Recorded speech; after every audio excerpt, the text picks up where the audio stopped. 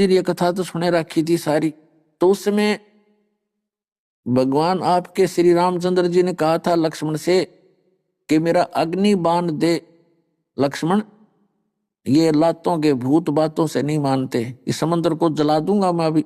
जो ही श्री रामचंद्र जी ने अग्नि बाण छोड़ना चाहा, उसके छोड़ने से क्या होता, समुद्र पूरा जल जल जाता, पूरा समुद्र नष्ट हो जाता जल के।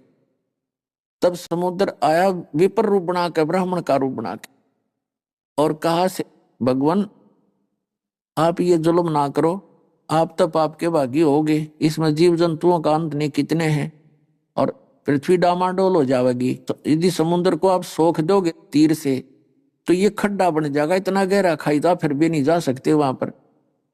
ये ऐसा काम करो सर्प भी मर जावे लाठी भी ना टूटे। तो श्री रामचंद्र जी ने पूछा कि वो कौन सी विधि है वो बता फिर।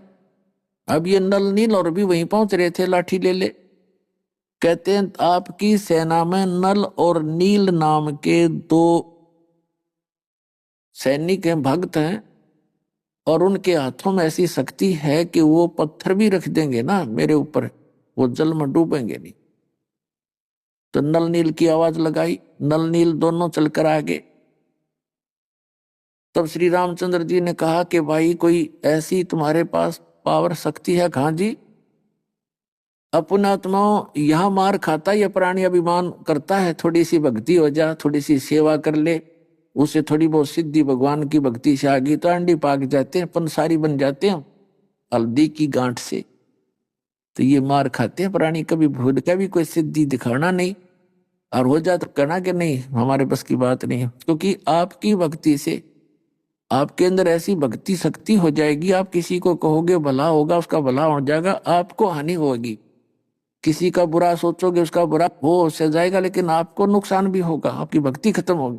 तो नल नील ने सोची आज तारीख खूब नंबर बन गए, हनुमान भी फेल, अंगद भी फेल, आज तो सारे अरे तुम्हारी वाह वाह हो जाएगी। तो श्री रामचंद्र जी ने कहा भी एक ट्रायल करके दिखाओ, कोई पत्थर रखो उठा करके जल पे।